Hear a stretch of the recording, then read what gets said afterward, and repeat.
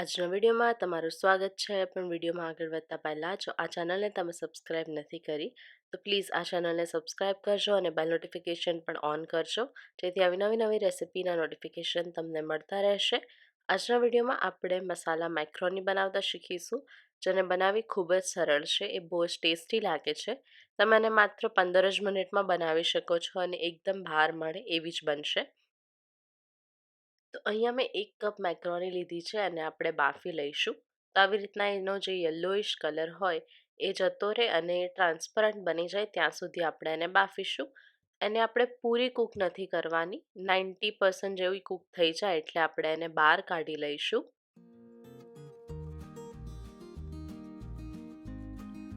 તો આવી રીતના એ ટ્રાન્સપરન્ટ થઈ ગઈ છે. તો હવે એને હું કાઢીને એક સ્ટ્રેનરની મદદથી બધું જ પાણી છે એ કાઢી લઈશ. તો એક કઢાઈ લઈ લીધી છે મેં. એમાં હું 4 થી 5 ટેબલ સ્પૂન જેટલું ઓઇલ લઈ લઈશ. તમે એમાં થોડું બટર પણ એડ કરી શકો છો. તો અહીંયા મેં એક મરચું અને લસણની કળી 3 થી 4 લઈને અને આવી રીતના કચરી ક્રશ કરીને એની પેસ્ટ લઈ લીધી છે.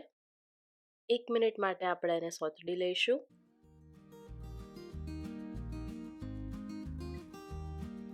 હવે અહીંયા હું એક નાની સમારેલી ડુંગળી એડ કરી દઈશ.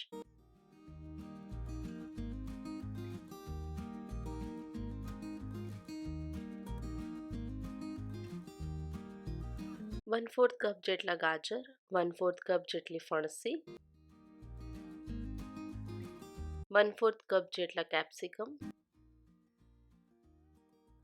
અને સાથે અહીંયા હું હાફ ટીસ્પૂન જેટલું મીઠું પણ એડ કરી દઈશ, એટલે આપણા જે વેજીટેબલ્સ છે એ જલ્દી કૂક થઈ જશે.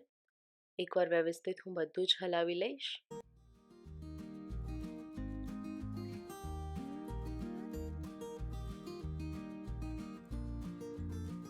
અને આપણે એને 3 થી 4 મિનિટ માટે કૂક થવા દઈશું. આપણે એને એકદમ પરફેક્ટ કૂક નથી કરવાના, નહીંતર એનો જે ક્રંચ હશે એ જતો રહેશે.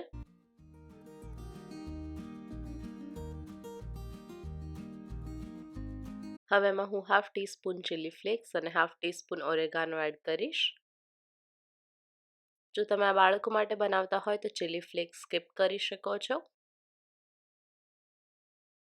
વ્યવસ્થિત હું બધું જ હલાવી લઈશ.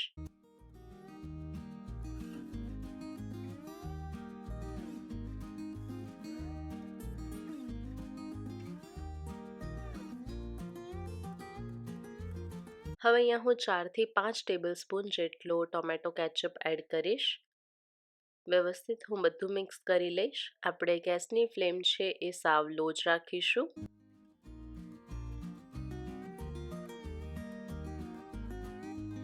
સાથે અહીંયા હું 1 થી 2 ટેબલ સ્પૂન જેટલો રેડ ચીલી સોસ અને થોડો ગ્રીન ચીલી સોસ લગભગ 1 ટેબલ સ્પૂન જેટલો એડ કરીશ.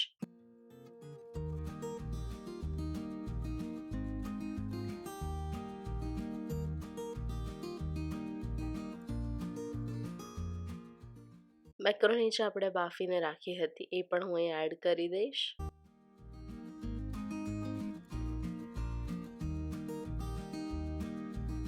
એકવાર વ્યવસ્થિત બધું જ મિક્સ કરી લઈશ.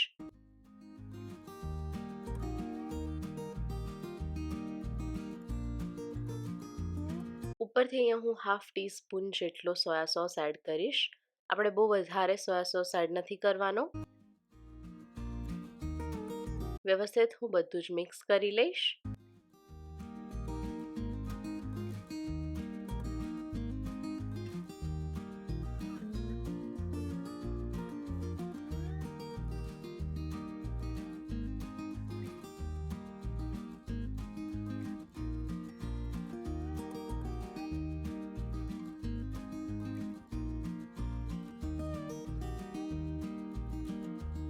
બીજી 1 થી 2 મિનિટ માટે આપણે એને કૂક થવા દઈશું.